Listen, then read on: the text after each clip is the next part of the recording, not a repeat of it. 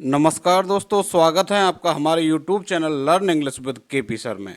दोस्तों, आज की वीडियो में हम शुरू करने जा रहे हैं correct form of the verb, यानी वर्ब का सही रूप, या साधारण शब्दों में अगर मैं कहूँ तो टेंस पढ़ने जा रहे हैं और उसमें वर्ब कैसे लगती है ये हम पढ़ने जा रहे हैं।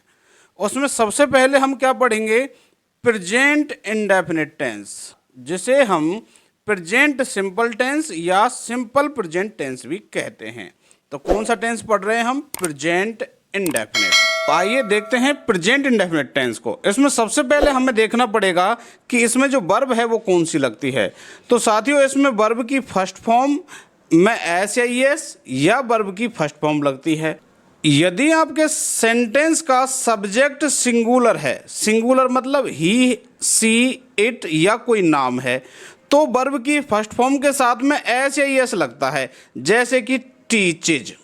और यदि आपके सेंटेंस का सब्जेक्ट प्लूरल है तो केवल वर्ब की फर्स्ट फॉर्म लगती है, जैसे टीच। ये बात आपको ध्यान रखनी है।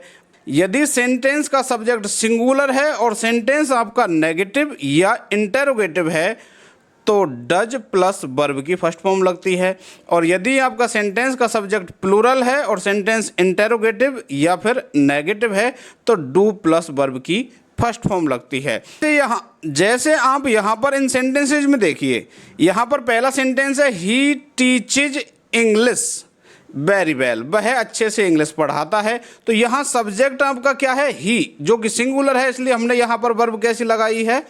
सिंगुलर, यानी कि ईएस वाली। और यहाँ पर आपने देखा आई को क्या माना जाता है? प्लूरल। आई, बी, यू, दे, इनको क्या माना जाता है? प्लूरल। तो इनके हिसाब से केवल हमने क्या लगा दी? वर्ब की फर्स्ट फॉर्म। अब अगला सेंटेंस नेगेटिव वाला है, तो उसमें क्या है? नॉट जो है वह बिना हेल्पिंग वर्ब के नहीं चलता। एक तरीके से इसको क्या चाहिए? बॉडीगार्ड चाहिए। और बॉडीगार्ड कौन है इसके? Helping verb. और प्रेजेंट इंडेफिनिट टेंस की केवल दो हेल्पिंग वर्ब हैं, एक है डू और एक है डज। डू लगता है प्लूरल के साथ और डज लगता है सिंगुलर के साथ। जैसा आप देख रहे हैं, सिंगुलर में क्या था? एस, ऐसे डज में क्या था? एस, तो एस के साथ एस मिला देना, ऐसे ध्यान रख लेना।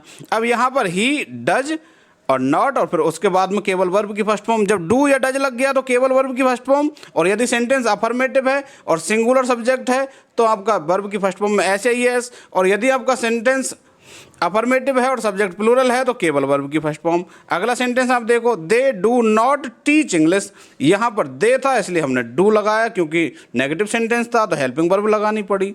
अगला सेंटेंस आपका इंटेरोगेटिव है, ये इंटेरोगेटिव साइन भी लगा हुआ है इसमें, तो डज से इसकी शुरुआत हुई, क्योंकि यहाँ पर जो सी सब्जेक्ट था ये कैसा है? सिंगुलर है।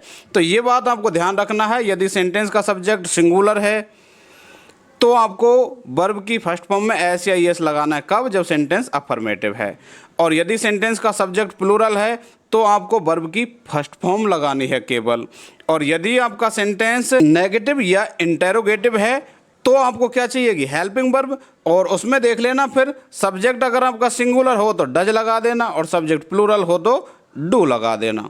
इस तरीके से आपको ये बात ध्यान रखनी है। अब देखते हैं हम इसके यूजेज, यानी कि प्रेजेंट इंडेफिनिट टेंस का उपयोग कहाँ कहाँ किया जाता है, यानी कौन कौन से प्रकार के वाक्यों में हमें प्रेजेंट इंडेफिनिट वाली वर्ब लगानी है, मतलब वर्ब की फर्स्ट फॉर्म या उसमें एस या ईएस लगाना है, वो चीज़ देखते हैं। अब साथियों, वीडियो में थोड़ा अंत तक अवश्य बने रहिएगा, थोड़ा धैर्य बना करके रखिएगा। यदि आपने इस वीडियो को अंत तक देख लिया तो आपको प्रेजेंट इंडेफिनिट टेंस को दोबारा देखने की कोई आवश्यकता कभी नहीं पड़ेगी। अगर आप चाहें तो इसके नोट्स बना लेना, नहीं तो आप स्क्रीनशॉट ले लेना। अब देखते हैं इसका यूज कहाँ कहाँ पर होता है। इसका पहला यूज है प्रेजेंट इंडेफिनिट का टू शो यूनिवर्सल ट्रुथ, यानी कि सार्वभौमिक सत्य को दिखाने के लिए। ऐसी कोई बात जो सब जगह समान रूप से सत्य है, ऐसी बातों को बताने के लिए हम कौन सा टेंस लगाते हैं? Present indefinite.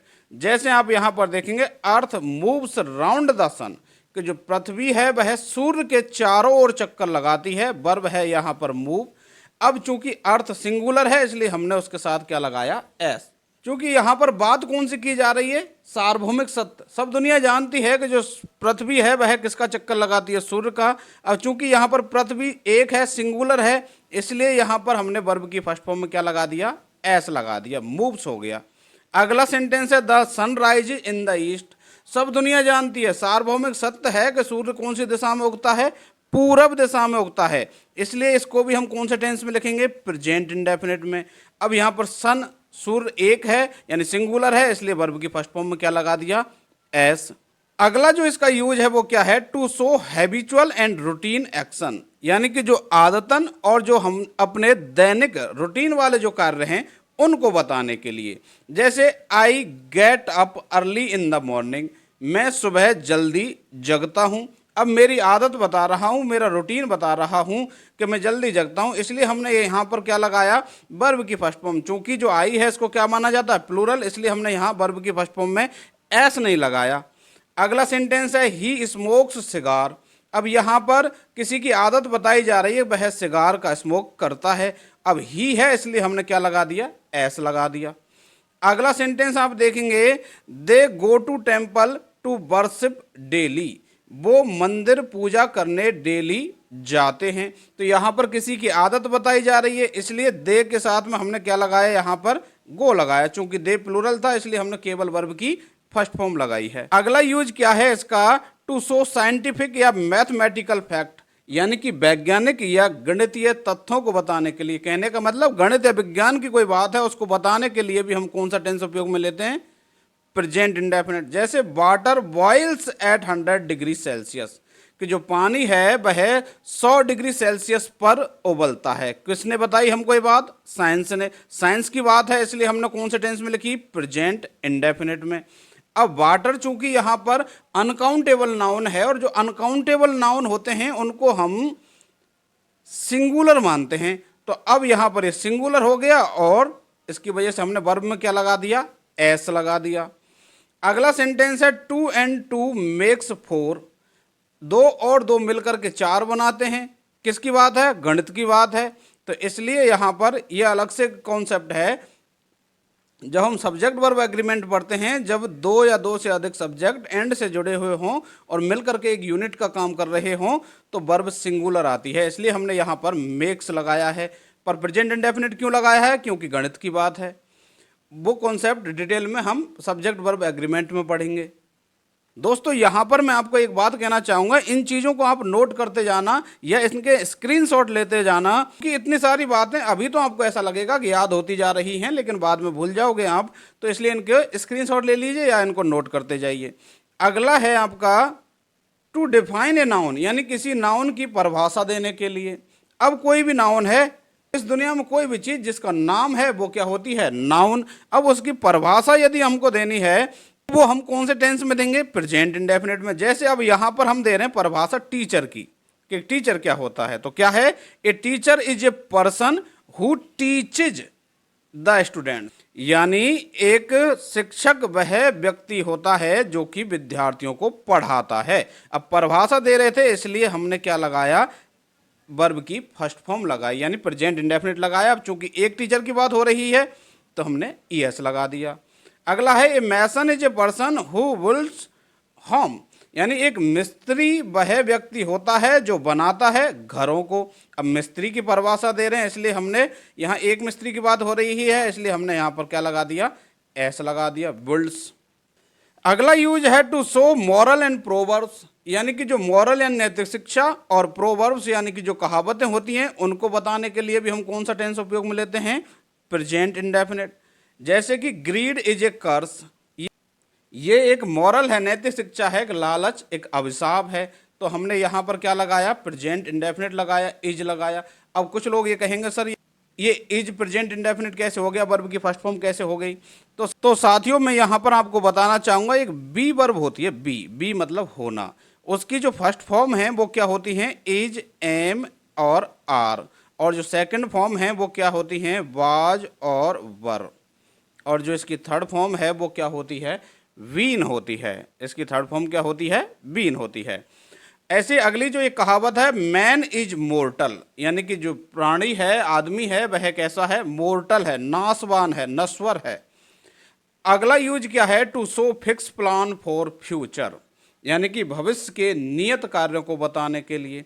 और वो काम कैसे होने चाहिए, ऑफिशियल होने चाहिए, जैसे कोई अपना निजी काम को बता रहा है, कोई वैसा ही आदमी, बिना नॉन ऑफिशियल आदमी, तो वो काम को हम इस श्रेणी में काउंट नहीं करेंगे। और इसमें जो आपका सब्जेक्ट है वो आई और वी नहीं होना चाहिए, तब आपकी बात हो रही है।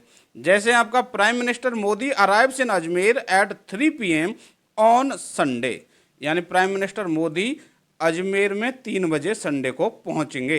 अब भविष्य की बात है, उसका फिक्स प्लान है मोदी जी का कि 3 बजे पहुंचेंगे, तो यहाँ पर हमने अराइव में क्या लगा दिया, ES लगा दिया। कौन सा टेंस बना दिया, present indefinite.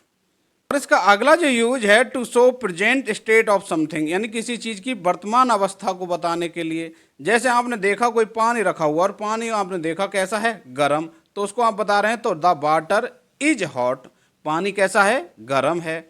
My house faces the east, कि जो मेरा घर है उसका चेहरा किस दिशा में है, ईस्ट दिशा में है, यानी कि पूर्व दिशा में है। तो यहाँ फेस के साथ में हमने क्या लगा दिया, एस लगा दिया। माई हाउस सिंगुलर है इसलिए फेसेज। अगला जो इसका यूज है, टू शो द प्रोफेशन, यानी कि व्यवसाय को बताने के लिए। जैसे आप अपना इंट्रोडक्शन जब देते हैं ना, तो क्या बताते हैं, आई एम ए टीचर, तो आई एम वही बी टाइप वर्ब की फर्स्ट फॉर्म है एम, तो आई एम ए टीचर। अगला है ही इज ए फार्मर, वह एक किसान है। दोस्तों वीडियो में लास्ट तक अवश्य बने रहिएगा। अब यहाँ पर आप बात करेंगे कि सर आपने इतनी सारी बातें बता दी, अब इनके लिए कोई शॉर्टकट है क्या, तो शॉर्टकट भी है साथियों, बिल्कुल। यहाँ पर कुछ कीवर्ड्स हैं जिनको एडवर्बियल्स बोला जाता है, और वो कुछ शब्द हैं, वो शब्द देख लेना। यदि किसी सेंटेंस में ये शब्द आपको मिल जाएं, कौन कौन से शब्द हैं, always, daily, never, generally, often, seldom, usually, rarely, sometimes, frequently, regularly, occasionally और every plus time. Every plus time का मतलब है जैसे every day, every month, every week, every year, every Sunday, every January, every February. तो ऐसे every के साथ में कोई भी समय बताने वाला शब्द हो, या फिर इन शब्दों में से कोई एक शब्द हो, तो आपको क्या करना है, वही प्रेजेंट इंडेफिनिट टेंस लगा देना है। प्रेजेंट इंडेफिनिट मतलब वर्ब की फर्स्ट फॉर्म या वर्ब की फर्स्ट फॉर्म में एस या एस, यानी कि सब्जेक्ट आपका सिंगुलर है तो एस या एस लगा देना वर्ब की फर्स्ट फॉर्म में, और यदि आपका सब्जेक्ट प्लूरल है तो केवल वर्ब की फर्स्ट फॉर्म लगा देना। अब यहां पर कुछ सेंटेंस देखिए आप।